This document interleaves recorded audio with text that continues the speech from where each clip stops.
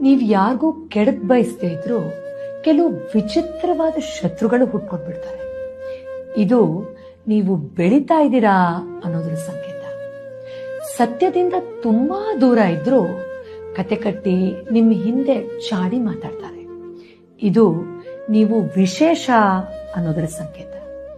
ಇನ್ನು ನಿಮ್ಮನ್ನೇ ಕಾಪಿ ಮಾಡಿ ನಿಮಗೆ ಕಾಂಪಿಟೇಷನ್ ಆಗಿ ತೊಂದರೆ ಕೊಡ್ತಾರೆ.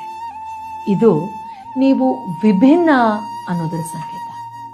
ಇನ್ನು ನೀವು ಬೆಳೆದಷ್ಟು ನಿಮ್ಮನ್ನ ಕೆಳಗಿಳಿಬೇಕು ಅಂತ ಕೆಲವರು ಪ್ರಯತ್ನಿಸ್ತಾರೆ.